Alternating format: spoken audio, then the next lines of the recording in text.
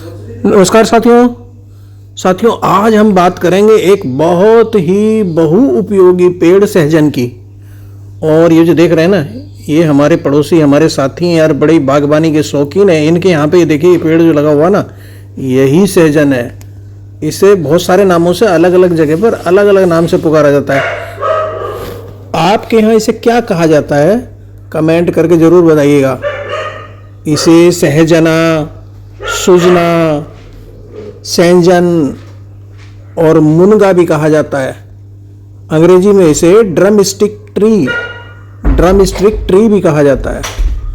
यह तेजी से बढ़ने वाला और सूखे से प्रभावित ना होने वाला मोरिनोगेग्रेसी परिवार का पौधा है और इसका बॉटनिकल नाम है मोरिंगा ओलिफेरा। इसका साइंटिफिक नाम है। और इसकी हरी कलियां, हरी फलियां और पत्तियां, फूल, सब्जी और पारंपरिक औषधि के रूप में प्रयोग किए जाते हैं। इसका हर भाग हमारी जो जड़ी बूटियों के रूप में प्रयोग किया जाता है। हमारे यहाँ इसका एक पेड़ हमारे पौधों के शौकीन जो है ना, जो प्लांट लवर है हमारे पड़ोसी, उनके यहाँ लगा हुआ है।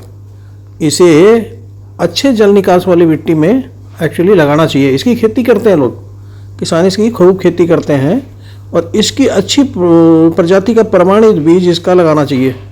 अगर आप खेती करने जा रहे हैं तो बहुत सारी वैरायटी है इसकी, तो बीजों को धूप में सुखाने के बाद ही उपयोग करना चाहिए। गर्मियों में नियमित रूप से इसे पानी देना चाहिए, हालांकि ये सूखा बर्दाश्त कर लेता है। सहजन का उपयोग जल स्वच्छ करने के लिए भी किया जाता है, हाथ की सफाई करने के लिए भी किया जाता है। इसका जो है ना, जड़ी बूटियों में भी उपयोग होता है। इसका जो पेड़ है 10 मीटर ऊंचाई तक बढ़ जाता है, किंतु इसकी कटाई छटाई करके इसे 1.5-9 मीटर तक ही नियंत्रित रखने की कोशिश करनी चाहिए, जिससे कि इसकी फलियां आसानी से तोड़ी जा सके। नहीं तो बहुत ऊंचाई पे फलियां तोड़ने में मुश्किल है। इसकी कच्ची फलियां सर्वाधिक इस्तेमाल में आती हैं। सहजन की पत्तियां और फलियां कार्बोहाइड्रेट, वसा, प्रोटीन, पानी, vitamin A, B, C, B2, B3, B5, B6, B9 इतने सारे विटामिन के साथ calcium, iron, magnesium, manganese, phosphorus, potassium, sodium, zinc से भरपूर होती हैं। सहजन के लगभग सभी अंग जैसे पत्तियां, फूल, फल, बीज, डाली, छाल, जड़, ये जो है ना, इनसे तेल निकाला जाता है। और इसके फूलों को भी पकाकर खाया जाता है, जिनका स्वाद जो खुम्बी होती है ना, मशरूम, उनके जैसा बताया जाता है। दक्षिणी भारतीय व्यंजनों में इसका बहुतायत में प्रयोग किया जाता है। सहजन औषधीय गुणों से भरपूर पौधा है और इसमें 300 से अधिक रोगों के रोकथाम के गुण हैं। इसमें 90 तरह के मल्टीविटामिन, 45 तरह के एंटीऑक्सीडेंट गुण और 35 तरह के दर्द निवारक गुण और 17 तरह के अमीनो एसिड बताए जाते हैं कि इसके अंदर पाए जाते हैं। शारीरिक कमजोरी ये दूर करता है और खतरनाक संक्रमण, इन्फेक्शन से बचा सकता है। पेट दर्द, अल्सर में फ़ायदेमंद है।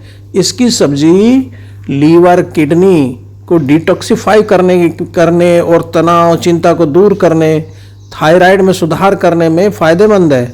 और हाई बीपी वालों को इसका ज़्यादा प्रयोग नहीं करना चाहिए। जिनको ज़्यादा बीपी की प्रॉब्लम है उनको इसका प्रयोग नहीं करना चाहिए। इसकी छाल साइटिका, गठिया, लीवर में लाभकारी है। पत्तियों का काढ़ा बनाकर पीने से साइटिका में चमत्कारी प्रभाव देखने को मिलते हैं। ये शुगर लेवल को भी नियंत्रित करता है और हीमोग्लोबिन को बेहतर करता है। बीपी, कोलेस्ट्रॉल को भी नियंत्रित करता है। रक्त को, जो हमारा ब्लड है, उसको शुद्ध करता है। चर्म रोग, वजन घटाने, अपच में फ़ायदेमंद है। इसका तासीर एक्चुअली गर्म होता है। Acidity, bleeding, piles, heavy period, कील मुहासे वालों को इसका सेवन नहीं करना चाहिए। इसकी पत्तियों को कच्चा, पाउडर या जूस के रूप में सेवन कर सकते हैं। ये आसानी से, अगर आप देखेंगे अमेज़न वगैरह पर, इसके सब रूप में मिल जाता है।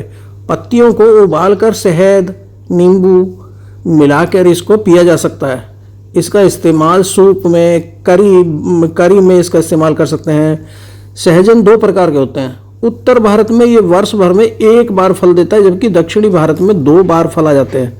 फूल तो उत्तर भारत में भी 2 बार आते हैं, मगर मौसम के कारण फल एक ही बार आ पाता है। इसमें बताते हैं पालक से 3 गुना आयरन होता है, और इसकी कुछ वैरायटी है, जैसे PKM1 किस्म जो है सबसे उन्नत किस्म है। इसके अलावा PKM2, कोयम्बटूर 1, कोयम्बटूर 2 प्रमुख प्रजातियां हैं इसकी। उनके बीज ही सुखा कर हमें लगाना चाहिए खेत में। हर घर में कम से कम 1-2 पेड़ इसका होना चाहिए। इसकी फली का स्वाद ना काफ़ी बेहतर होता है और लगातार 4 साल तक फलियां देता रहता है। इसकी पैडी हो जाती है, एक बार ले लीजिए फिर पैडी हो जाती है इसकी, गन्ने की तरह। मार्च अप्रैल में सहजन के पेड़ पर हरी फलियां लगती है। यह भारतीय मूल का ही पेड़ है और 25 से 30 डिग्री सेंटीग्रेड तापक्रम पे ये अच्छा चलता है। आइडियल टेम्परेचर है 25 से 30 डिग्री सेंटीग्रेड। ठंड भी सहन कर लेता है और 40 डिग्री से ज़्यादा तापक्रम होने पर इसके फूल झड़ने लगते हैं। बेकार, बंजर, कम उर्वरता भूमि में भी खेती इसकी की जा सकती है और 90 से 100 दिन में फूल आ जाते हैं। पेड़ लगाने के 160 से 170 दिन में फल तैयार हो जाता है। एक पेड़ से 200 से 400 फलियां इसमें लग जाती हैं, जो 60 से 70 सेंटीमीटर इसकी फलियां होती हैं और 40-50 किलोग्राम एक पेड़ से इसमें फल मिल जाते हैं। प्रत्येक वर्ष 1 मीटर से काटना आवश्यक है, मतलब इसको बहुत ज़्यादा बड़ा नहीं करना है, इसको काट देना चाहिए ऊपर से, नहीं तो फलियाँ इतनी ऊपर पहुंच जाती है तोड़ने में भी मुश्किल होती है। तो इसको फल लेने के बाद इसकी कटाई छटका करके 1-1.5 मीटर या 2 मीटर पे इसे रोक देना चाहिए। 1 हेक्टेयर में इसका 500 ग्राम बीज पर्याप्त होता है। देख रहे हैं इसकी फलियाँ इसी तरह की होती हैं और 2.5 मीटर की दूरी पे इसको लगा दो खेत में। और करना यह है कि 45 गुणा 45 मतलब लंबाई चौड़ाई गहराई सेंटीमीटर का एक गड्ढा खोद लीजिए, उसमें गोबर की खाद मिला के मिट्टी भर दीजिए और जुलाई से सितंबर तक इसका रोपण कर लेना चाहिए। और ये 2 बार फल देगा आपको, फरवरी मार्च और सितंबर से अक्टूबर में 2 बार तुड़ाई कर लेना इसकी फलियों की। और इसमें अगर बताऊँ ना, दूध की तुलना में 4 गुना पोटेशियम, संतरे की तुलना में 7 गुना विटामिन सी और पाउडर, कैप्सूल, तेल विदेशों को निर्यात होता है इसका हमारे देश से। पालक का 3 गुना आयरन होता है इसमें और गाजर की तुलना में 4 गुना विटामिन ए, अंडे की तुलना में 4 गुना ज़्यादा प्रोटीन, केले की तुलना में 3 गुना पोटेशियम और दूध की तुलना में 4 गुना कैल्शियम पोटेशियम होते हैं और संतरे की तुलना में 7 गुना विटामिन सी होता है। तो है ना ये फायदेमंद पेड़। तो इस पेड़ को अपने गार्डन में, खेत में, जहाँ भी जगह हो वहाँ पे इसको जरूर लगाइए और इसका सेवन करिए। थैंक यू दोस्तों, फिर मिलते हैं ऐसी वीडियो में। नमस्कार।